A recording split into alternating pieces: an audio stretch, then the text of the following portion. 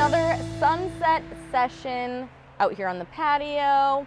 It might be rush hour, a little loud, but that's okay. I am joined by one of Minnesota's, I would say you're kind of like one of the biggest names here in Minnesota. You're everywhere. Really? Yeah, you're everywhere. Thank you.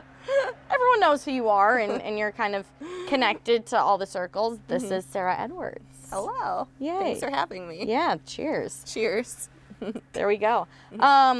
Sarah, you are involved in so many different things. Like I said, you're kind of connected, a bunch of different groups, but what would you say, and we were just talking about this before we hit record, but what is it you do? Your mom was like, what should I tell people that you do? Yeah, What did you that's tell a your mom? great question. I should probably start by saying someone gave me a LinkedIn recommendation recently, and they called me the Kevin Bacon of Minneapolis, which I thought was funny. So that's on my LinkedIn profile. But yeah, I mean, my favorite thing to do is connect people. And so I own and operate a creative marketing agency called Some Great People. We work with a lot of different clients on marketing campaigns, events, social media campaigns, and storytelling. Really love doing that. And then I'm also the co-founder and CEO of Fashion Week Minnesota. And then I work with a lot of brands, more just with my personal brand. I am Sarah Edwards, doing content and stuff like that. But I think if I were to say what I really love to do, it's to connect people and ideas, bring people together, and kind of uplift other people and get them into a place where they're doing what they love. That brings me a lot of joy. Has there been any particular connections where you're like, this was so cool? And when you connect people, I feel like you stay connected to them as well. Like, Yeah. you know, you're a part of their story and a part of their journey in the best way. Yeah. But are there any, like, maybe a recent story or a big one where you're like, this was just really special? Yeah, I think I was chatting with the CEO of the nonprofit of Vivo, and they're working on this fashion show fundraiser, and they're looking for local fashion designers. And my friend Rami of Ramadan Designs, I mentioned her that she should be featured. And then it was at the Walker Art Center. It was a beautiful, amazing fundraiser. And then it was just fun seeing Rami shine. And then after, everyone coming up to her and being like, oh my God, I need to get something designed by you and stuff. So moments like that just get me super excited. And it's just fun seeing other people shine. I think Lizzo's got a lyric from one of her songs about if I'm shining, everybody gonna shine or whatever. And I think of that a lot. So it's any energy I have, putting it back out there and just watching other people take off. That's my favorite Right, thing. again, you're a reflector. Yes. Yes. Putting your shine on other people. Exactly. And I have to say, the designer that you just spoke about, Yeah. we must mention that you just got married. Yes, I just got married Yes, which is 3 so weeks good. ago. And she made your wedding dresses. Yes. And they are fabulous. Thank you. I mean, I can't even describe it. We're going I to have know. to show pictures of Yes. this. But, each one is so, so special. I have to know what the process is of, designing with her. That's a great question. So I think, for me, I've always loved fashion, and I have, a sense of what I like. I like kind of avant-garde, kind of out there. I like drama. And so I had some inspiration of what I wanted, and she did say dresses. There were 3. Because Tony and I, my now husband, we got married at the courthouse. Yes. And that was our own little celebration. And then after, we went to a little happy hour at Hi Hi, and then we had dinner at Awamni, just the 2 of us. So it was very chill, super relaxed. In the most fabulous way. Yeah, it was. It was so funny because when I was talking to everyone, I was trying to be cool. I'm like, yeah, we're not really doing a big wedding. We're doing courthouse, a little party. But I was like, but the dresses. Yeah, exactly. So they're outfits. wait, I thought this was all chill and relaxed. I'm like, it is, except I wanted some drama with the dresses. So that was one dress. And then Friday we had a party with friends and family at Brick and Mortar, and it was super chill, rooftop, good DJ, tacos, margaritas. But the gown I wore was this, I don't even know how to describe it. I had a vision in my head, and I went to Rami and I was kind of talking, and it was really collaborative. So it's I basically talked to her about my thoughts and my ideas, what I like, what I don't like. And I didn't want a traditional white dress, so I wear a lot of color, so I wanted some kind of muted tones. I didn't want it to be a rainbow, but I wanted there to be some kind of ethereal color. Mm-hmm. But then I also love dancing, and you don't get a lot of chances to dance in Minneapolis, so I said, I also like another dress at the very end to dance in. So there's a short, almost go-go style dress with matching boots. So it was pretty fun, but it was very collaborative. Like, we go to the fabric store together. One of the dresses, she wasn't even with me. I just was like, what can we make out of this fabric? You know? That's so cool. So she's amazing, and yeah, she's super talented. I always tell her to like remember me when she's like designing for like Lady Gaga or Beyonce or something. But I truly think she will. I mean, these I are know. spectacular Yeah. gowns, and you will be a part of that story when she does. Yeah, most she's definitely. incredible. So let's talk about Some Great People. What is that business and organization all about? Yeah, so to kind of give some context, when I first moved to Minneapolis from northern Minnesota, I have to go back. Can I go back a little farther? Yes, Okay. please do. I don't want to talk too much, Take us but back. I guess that's why we're here. Yeah. Tell me So- a story. Growing up in northern Minnesota, I have always loved art and anything creative, design, music, fashion, people, culture. And, you know, there's not a lot up there, like good people, but a lot of hunting and fishing and hockey, and that's great. And I love all of that too, and that's very much a part of me and always will be. But like, I always wanted more. Like, I always thought like my people were in New York or LA or something. And what's funny though is growing up, I was raised by a single mom who's amazing. So I also really wanted stability. So like, when I think of anything creative or art, I do not think stability. So I ended up going to University of North Dakota and studying engineering, which is like, yeah, and it was Finance all, degree. yes, it was all yeah. like fear-based, and I Yeah. was like, you know, I just wanted something. I'm like, well, it seems like engineers don't have a hard time getting hired, or they have stable careers. You know, I was like Totally. 18 going on like 45 or something. And so I did that, and I was miserable. It was fun, but I like was kind of just lost. Yeah. My amazing mom was like, what, you know, why don't you do something with art? I'm like, I don't want to be a starving artist, Mom. I'm like, we struggled financially growing up, and that was really hard. Yeah. You know, I want to be in a place where I have a lot of stability. So, and she ended up having me, or not having me, but encouraging me to come to Minneapolis and study advertising at the Art Institute here. And I did that, and that was really fun. Learned a lot. Waitressed at this amazing restaurant downtown, family-owned, called Glick's Bar and Restaurant, if you've ever been there. Awesome. I love those people. And then I kind of just did internships at Mall of America, just started, like, meeting people. My first real job was a receptionist at Pixel Farm, which was super fun. But during all this time, I actually started being like, oh, Minneapolis is kind of cool. Like, Sure. I always thought in order to get any of that thing I was craving, I had to move to one of the coasts. And this was, 16 years ago, so I'm 36. I was like 20. So 2010, or Yeah. what are we talking about? Okay. Yeah. Or no, 2015. If it was 16 years ago.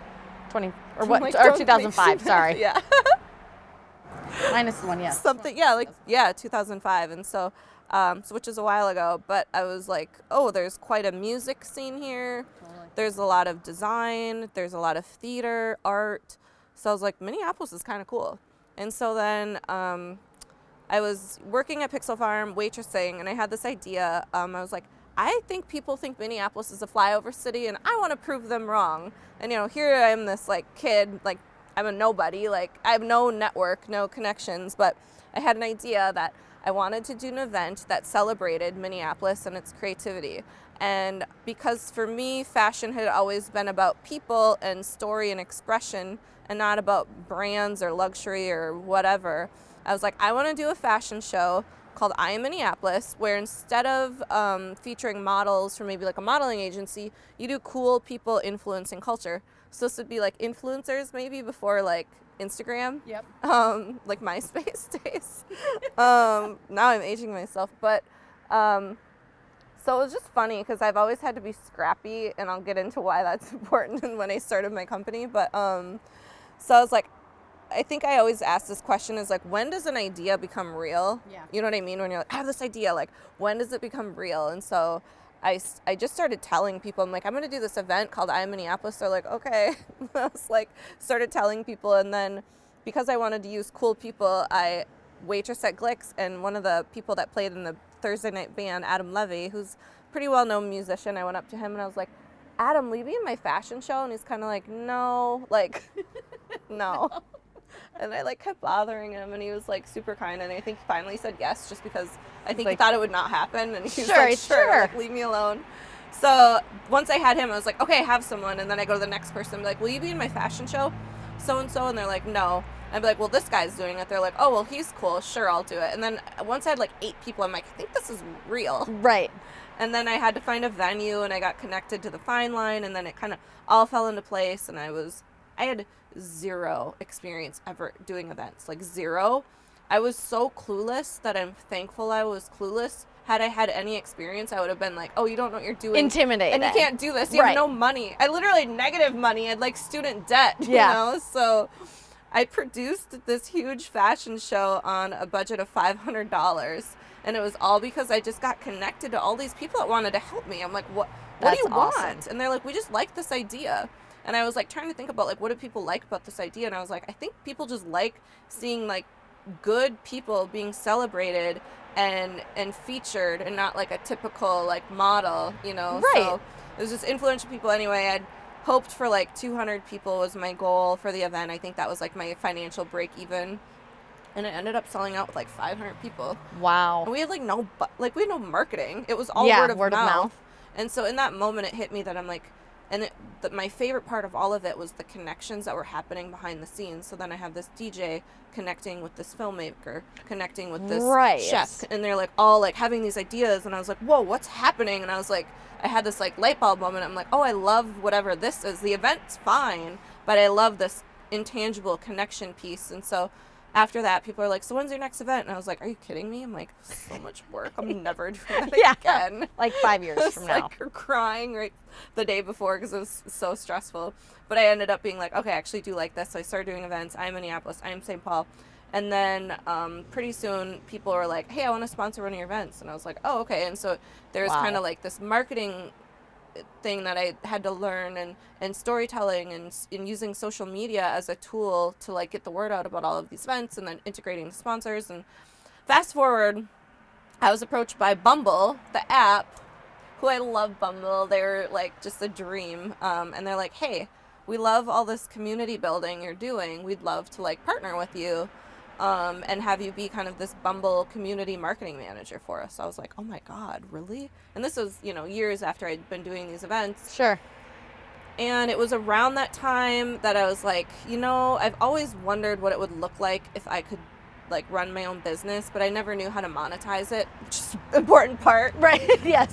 But I was getting so burnt out because I always had a full-time job to keep me stable, because that was important to me. Yes. And then all of the side hustle thing was like whatever, but it was getting to the point where I'm like, I can't do this both anymore. Yeah. And I decided to like take that scary leap. I took a small business loan out, and I had a couple of clients, and that was terrifying. I'm like, you're gonna trust me with your money? Oh my God. And that was kind of when it started. And so I quit my job, and I started I originally had the company just called my name. It was like, I am Sarah Edwards LLC, just because I never really I didn't think about my brand as much as everyone else's. And then kind of like, it's weird because I never really did sales. Like work was just showing up on my lap, and it was like bizarre to me. That's so cool. Because I had such imposter syndrome. I'm like, who are all these people? Why do they want to work with me? Right. But I was just always genuine in myself. And then I hired right away, and then hired more people. And then it was weird because someone on my team named Grace, she'd be at meetings. She'd be like, hi, my name's Grace, and I work at I'm Sarah Edwards. I'm like, that doesn't sound right. So I was like, we need a new brand. And then I was like really thinking about it, and they're like, well, we should hire a branding agency. I'm like, we can do this ourselves. Yeah, I'm very scrappy. Yeah, sure. And I was like thinking, I'm like, what? And so much of what goes into like starting a business name or finding a name is like what's available as a domain. And I hate how limiting that is. Right. Because you can have the best idea, and then you look in the domains taken. Yep.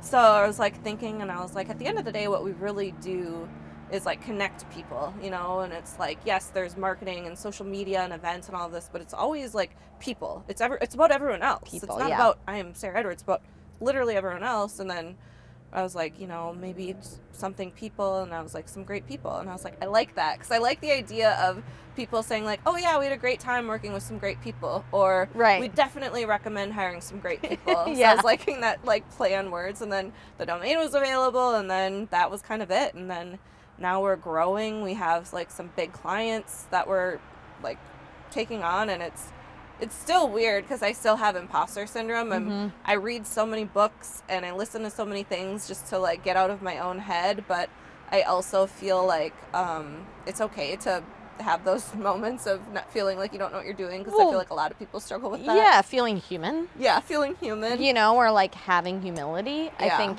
so many great people. Yeah. Some great people feel that way. But truly, like, it's, we hear it all the time, and it doesn't make you necessarily feel any more comfortable, but it's true. Like, so many people struggle with the same thing, and it shouldn't even call it struggle, but, a feeling. Right. But it keeps you hungry. It keeps you scrappy. Exactly. To put it into your terms. Very scrappy. Is there anything, now that events are coming back, that you're looking forward to most? With the business? Yes. Honestly, I'm super into like organizational structure, which if you know me, I'm like very creative, very all over the place. But I've learned that there's a Brene Brown quote that I'm obsessed with called "Clarity is kindness," or "Clear is kind, unclear is unkind." And ever since we've gotten so much clarity in everything we do, like my employees are so happy. Like clients are happy. Like everyone, I'm like, everything has to do with clarity. And so I had like this moment with that quote. And so it sounds weird, but like our company's running like a well-oiled machine, which I never thought it could be like that. It's just really steady. So when you say clarity within your company, can you kind of expand on what that means? Is that roles defined? Is that clarity in exactly the identity of the company? Yeah, I think like, clarity around our mission, vision, and values was one. I'd say clarity around things as far as like what's the work from home policy, like when am I expected to the office, when am I not, like and if there's ever any like it's all because things aren't clear. So it's like if everything's clear and the expectation is clear, or how much time off, like benefits, things like that, as well as we told the client we're going to have this Thursday at 10 p.m. or not 10 p.m., like 4 p.m. or whatever. Sure. And, if it wasn't delivered, this is the consequence. It's like everything's expectation, consequence, clarity. And so, whether that's 6-month reviews and what's expected, who's responsible for what, like all of those things. So I think that's like my whole thing I'm focused on is like, how can I make everything so crystal clear that all of the energy that could be going to distractions or worrying is going towards good things. Right. Right.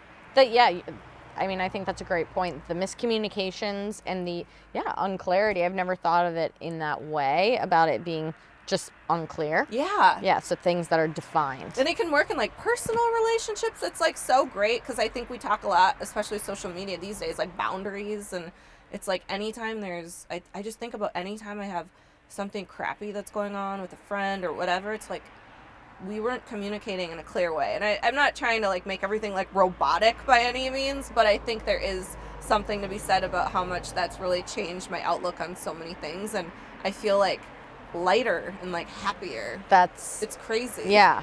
Less weighing you down. Yeah. In the unknowns. Yeah. That's a really, really interesting. Was there a moment like when that came to you? Yeah. Or like when were you like, because you just said you're most looking forward to this clarity, like when was that like, this is what it is and this is what's helping us? I was talking to, I don't know if you know her name's Larissa Loden. She's like, I remember, she's like jewelry maker. Yes, yeah. She's an amazing artist, entrepreneur, business owner, leader. And she's like someone that I can talk to sometimes, like business owner to business owner, about problems, challenges, like how do you do this in the pandemic, like whatever. And she shared that quote with me, and I think she didn't realize how much it impacted the impact. Me. Like in that moment, I just remember being like, "This is like a big concept. Like this light bulb has moment. Changed everything." And I looked back at everything. Like during the pandemic, it was so stressful and whatever, and I was scrambling, and there was all this chaos, and I'm like, everything was so unclear, So it's been fun to apply that to everything. My employees are probably sick of how much they love it, but like sick of how much I say that Talk quote. about it. I say it in client meetings, but even clients say it to us now. They love it. So it's like Brene Brown. Yeah, anyway.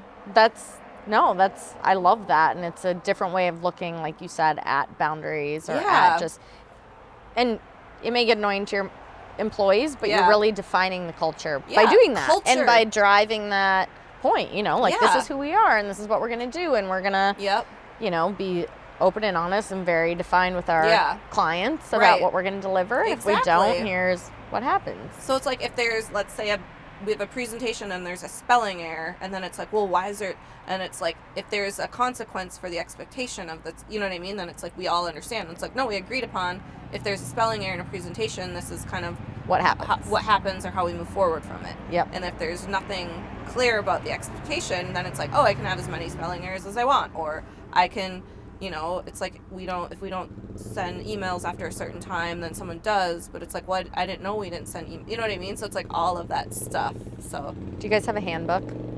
Not yet. We have one, but it's like a little DIY. We want to get it more professional as we're kind of growing and getting more systems in place, but I think that's super important too.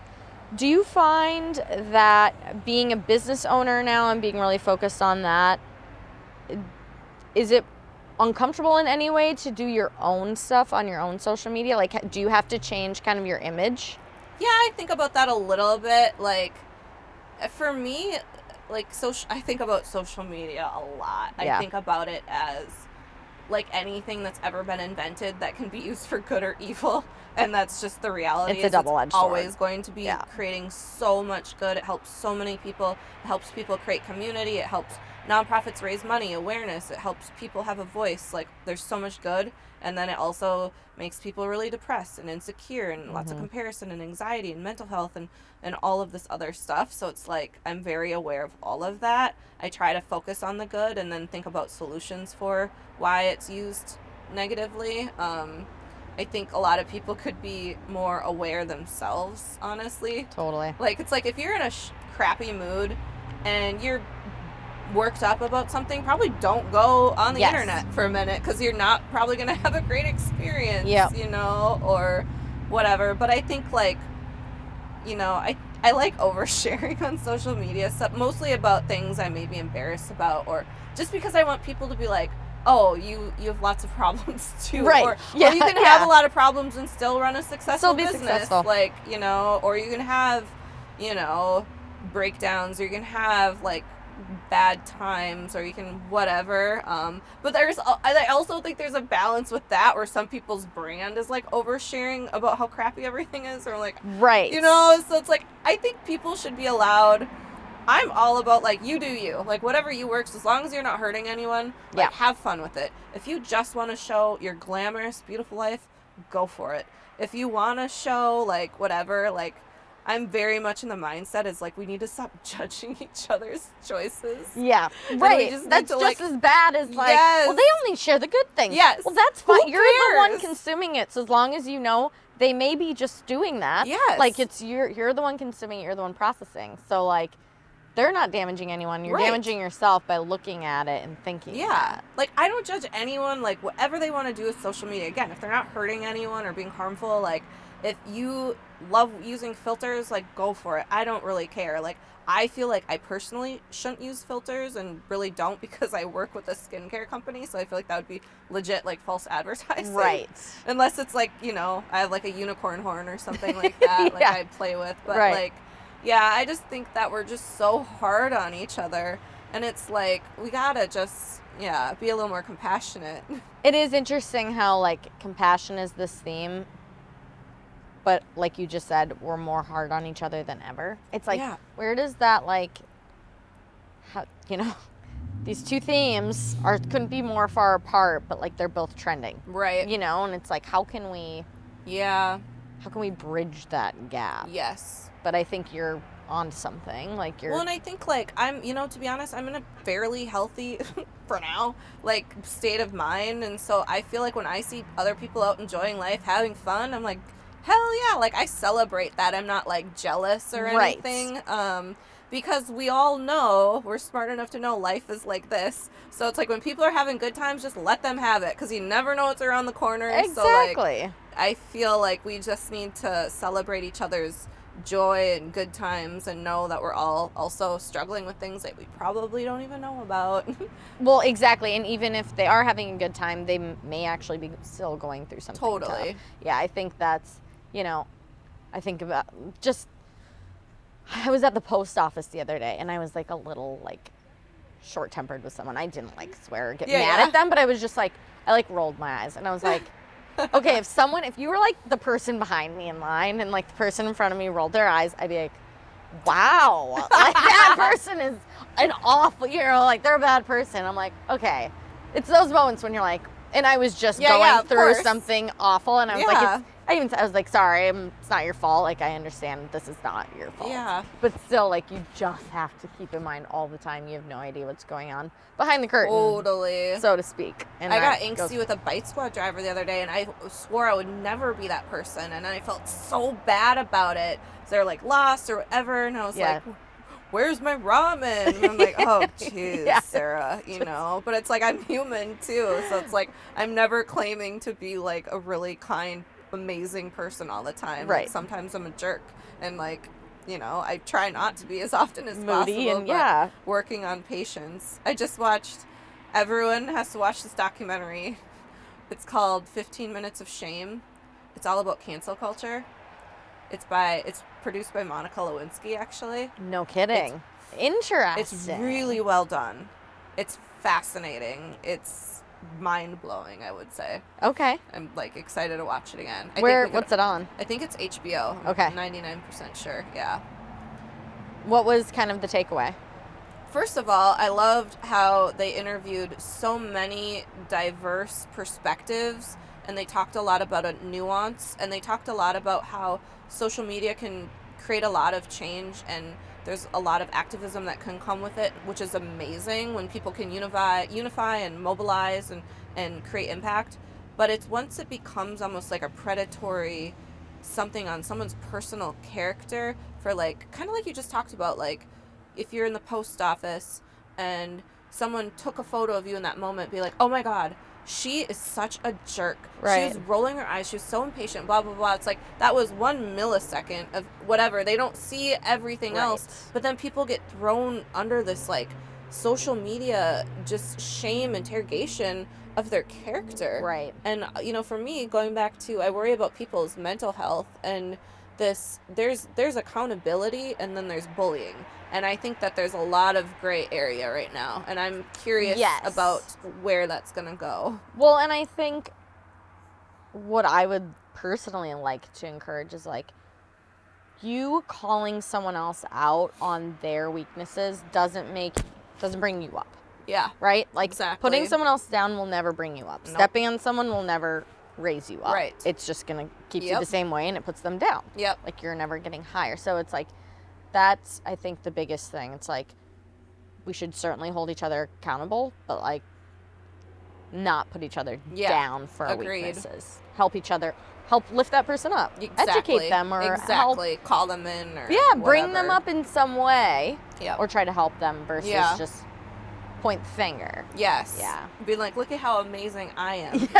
Right. It's not how it works. So exactly. I think if we all looked at ourselves, we'd be like, there's a lot of good stuff here, and there's probably things I could improve on. Like, I think that's kind of the sentiment. And so it's like, if you looked at that one thing that you were really insecure about, that you're maybe whatever, and that's like the one thing that got blasted all over the internet,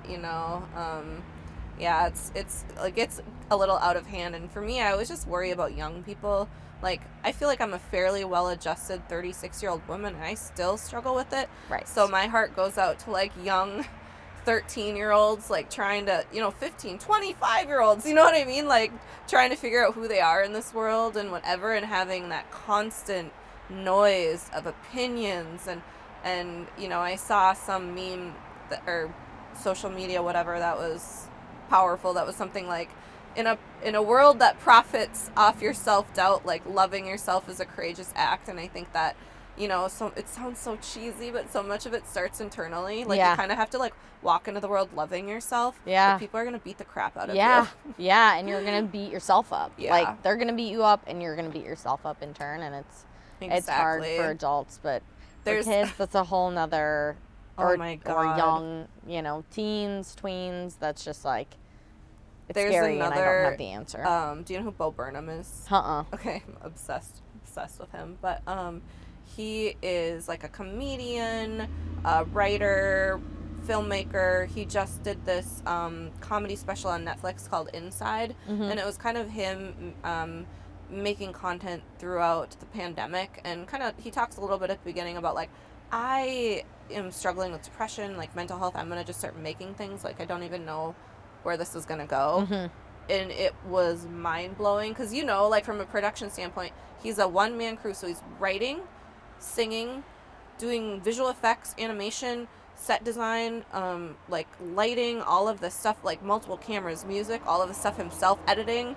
But he also gets kind of, he hits on a lot of different political conversations, and it gets a little, what's the word I'm looking for? Like, he has this one song that's really funny, but it's like, when I heard him sing this, I was like, this is the thing that I think about all the time. But with the internet, every day, and I think as humans, we're not meant to consume like this, but it's like, oh my gosh, a baby shower, yay, happy, oh my gosh, someone's dying, okay, this, like, the intensity of, like, and I'm like, my emotions have changed drastically in 60 seconds by this constant consumption. I'm happy, I'm sad, I'm angry, I'm frustrated, I'm whatever. Self-conscious. I gotta do this, I gotta do this, I gotta make this recipe, I gotta like, whatever. And so he has a song kind of, like, all about that, and it's kind of dark, but it's hilarious. And the way he composes the music is just kind of creepy, but he's like, a little bit of everything all of the time, can I get you a little bit of everything all of the time? And he just talks about, like, how it's like at one moment we're talking about pasta recipes, and then we're talking about, like, Obama and, like, immigrants and this and that and the other, you know what I mean? And it's just like, your head is just spinning around. So going back to, like, you kind of have to be centered before drinking through the fire hose literally all day. We're not programmed to do that. Like, the biggest problem is now how we make money is attached to that. More content. Yeah, more it's content. Like, we all know, like, views, and when you really break it down, it's like human attention. How to get people's attention makes you money. So it's just like, right. I'm getting really dark in this interview. No, but it's true. But it's like, it's I think about all of this stuff, and that's when I'm thinking about all of this stuff, I'm like, okay, but there can also be human attention for good. Right. Or for fun. Right. Or to make someone laugh, or to make them inspired, or to tell them a story, or to uplift a local business, or to talk about a nonprofit. So it's like, it's not all evil. It's just, we have to put a little bit of responsibility on ourselves. Yes, and restraints. Yes. And that's what it comes down to. So it's like, you can't control how people consume content and how often. You have to hope that they're working on their relationships with the internet and social media. That's an interesting way to look at it. Your relationship with social media, like, what is yours? And it'd be interesting for everyone to take a minute and be like, yeah, what is my relationship with social media? Why do I go there? And what am I getting out of it? Yeah, exactly. Am I getting the laughs? Am I getting the happiness? Or am I getting all of it? And is it too much for me to process? My partner, Tony, and I were just talking about, it's like, why can't we just go to the elevator and, like, stand there for a minute? It's crazy. I'm like, what am I looking for right now? Like, I can't even stand here for 15 seconds without looking at my phone. That's problematic. Yeah. But it's just like a hardwired twitch, you know? So, yeah. Getting back to some great people, we'll get off of the social media and let our brains rest. What if there was, like, an event that you guys could host, this dream event? Like, what is that for you? It's a good question. And you may have already done it. I mean, we did one that I did, like, we've done a couple that I've really loved. Like, I love art and local artists. We did an event where we worked with local artists, and we paid them all a stipend. Like, you know, I'm very passionate about making sure artists get paid because they get asked to do shit for free all the time. And, you know, it was I'd like to always pay them more, but we were able to get some sponsor dollars, and it all went directly to the artist. But we had an art show called I Am Kindness Art Show, and instead of buying art with money, guests could buy art with volunteer hours. Oh, that's so cool. So it's like, and the cool part was the artist would get to pick something they cared about. So if you're an artist that cares about animals, or maybe you care about the environment, or you care about senior citizens or veterans or whatever it is, you could be like, you can buy my painting for volunteering 15 hours at X nonprofit. And then I just like the idea of the person, whoever, bids and does that, doing that act and then having that piece up, and it's that constant reminder of like that thing they did. Mm-hmm. So there's like kind of a deeper connection with the artist. Like one of the artists' grandparents had Alzheimer's pretty bad, and that was like the thing they picked or whatever. So it was like, and then hearing the person that went and volunteered and like that deeper story. So that was like one of my favorite events. That's a really great. I'd like to do that one again. Yeah, that is so cool. Yeah. What would you say, kind of going back to, because I find it really fascinating the path that you've taken, given what you're craving for stability. That's something like, but it's something that I can relate to. Like I thought I would vanish into thin air if I didn't have benefits, if I didn't have health insurance, if I didn't have all that, and so that's why I got a finance degree. Even though I was passionate, I was wakeboarding professionally, I was doing all these other things. I'm like, well, this is what I have to do. It's the hardest business degree, so that should set me up, you know. If your mom hadn't been there to encourage you and like to give you like, hey, maybe you should try this, like, do you think you would have been able to get out of that mindset? I don't know. It's interesting because I'm like, as much as my mom was encouraging, she's also would have been very happy to see me like at General Mills with like a health benefits and a 401k. Yeah.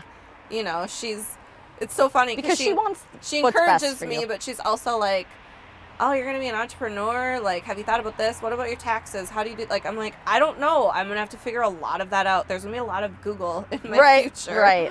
A lot of unknowns. But I like to think, I'm not one of those people that's all like, everything happens for a reason. But I do think like, because there was a job I didn't get when I was like pretty young, and I was like, devastated, and I thought my life was over. I was so upset, and it's just hilarious. It's kind of, I was talking to Tony about this literally last night. I was like, how like there's times in your life that you're like, just you can't imagine life being any better, and then you look back and you're like, oh God, I lived in that crappy apartment and this is that. Because I think sometimes we worry so much about the future and then we worry about the past, but we always kind of figure it out in the present. Yeah, right. But we give so much energy to worrying about the future. So I like to think that no matter what I'd be doing, I'd just be like figuring it out. Even if it's not, you know what I mean? Like, I don't know. So I asked Dan Rodriguez, was my last guest, and you said that you've met him before. He's a musician, and I asked him, because he went through, as a musician, that's, could go, you have to have a lot of courage to dive into that. And we were just talking about maybe what he would have told his younger self, and one was work harder, like get your ass in the studio, but he was like, I'd tell myself like everything's gonna be all right. Yeah. Like work your ass off and it's gonna work out. Yeah. And that may be similar, like, you're kind of on the same tone where like, I tell myself not to worry so much, but I don't know if that's ever gonna be possible because I love worrying. It's like my favorite hobby. But I can relate to that too. There's a healthy amount of stress. It keeps us going. That's, Totally. That's human nature. We need a level of stress and anxiety to push us. And like, work. I love working. And, like, some people might think that it's like, oh, you're a workaholic or anything. But I'm like, I was trying to, like, break down why I like it so much. I'm like, I just love the process. Like, not even necessarily, like, the finished product necessarily. But I love, like, improving and, like, learning. And I like being curious. So, I don't know. And I'm also just, like, can I do this? Like, there's like that challenge part of it. So cool. We got to go back to your wardrobe. We were talking about your dresses for your wedding. You wear some of the coolest stuff. I was telling the photographer, I'm like, oh, I can't wait to see what she's wearing today. Which is great. Yeah. Amazing. Have you ever worn something where you're like, you got to the event, you're like, I'm just embarrassed. Like, you wear some of the most amazing stuff, and people are always turning their heads, and it's just, like, fun. But have you ever been like, that was a big mistake? Yeah, probably. God, I wonder what it was.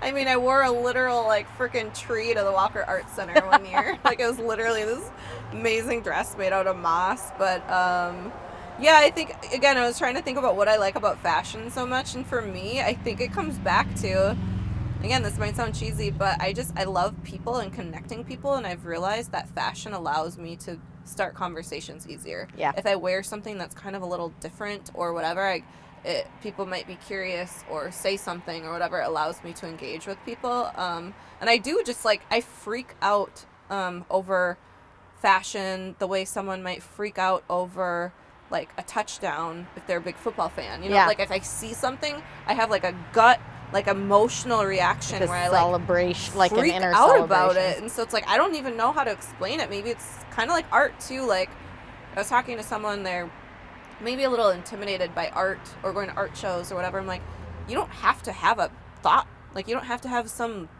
thesis about anything. You can just like it or not like it. And right. You don't have to explain why to anyone. Right. You know, or you can talk about what you think it means, or you don't have to, whatever. You can just enjoy the cheese. Like, right. You know what I mean? So it's yeah. like, I think we just put so much pressure on ourselves. But for me, like, with fashion, I love anything that I haven't seen before. And I think that's what it comes down to. I'm like, I didn't know this could exist, and now someone created this. How'd they do that? You know, so such an interesting take to hear you say. Like, it helps me communicate with people. Yeah, like in that very literal way. Like, this starts conversations. Yeah, and you're not doing it for attention that way, but literally to start conversations. But kind of with attention people. too. Like, I mean, it's expressive and it's art, and it's so weird because it's like, do I like attention or do I like fashion or do I like both?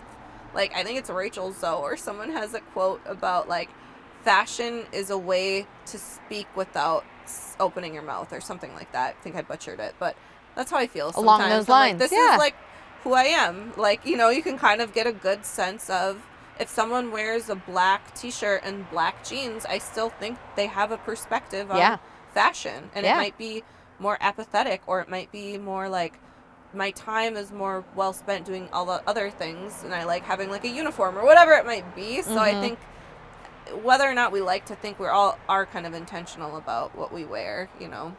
Definitely, even if it is kind of average or what most people are wearing. Yeah, and some people might not like a lot of human interaction, so they might want to, like, whatever. Just blend in. Some people are, like, really busy, and they want to make sure that their stuff makes sense for where they're going, or more practical, or, you know, tactical clothing or whatever. Like, not wearing a tree. Right. And some people, like, I remember this woman once was, like, asking me, she was going to a fancy event. She's like, do you have any dresses you recommend? And I was like, I already know that we have such different styles, so you would not like anything that I recommended. Yeah. I was like, well, here's some dresses I like. She's like, okay, thanks. Not what I was... No, I think she wanted, like, a sleek black, like, whatever, and I sent her who knows what Powerpuff something. Colorful, bright. Yeah, it's really funny. What do you have coming up that people can look forward to? You guys have an event coming up. Sold out? Tomorrow. Oh my gosh, it's already happening. Yeah, the humans get together. It's my friend Jeff Aggie. He's, like, an amazing entrepreneur. He's passionate about bringing people together to make an impact and make, like, a more equitable economy. So it's a lot of innovators and entrepreneurs and business owners, and so that'll be fun. And it's in St. Paul. I love St. Paul. What else do we have coming up? Fashion Week. We're always kind of working on that.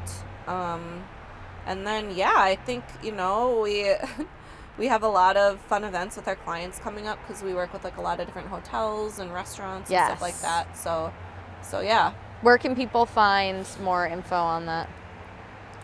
We post a lot of our stuff on our Instagram, it's just at Some Great People, and our website. And then I usually post my stuff too on I Am Sarah Edwards Instagram.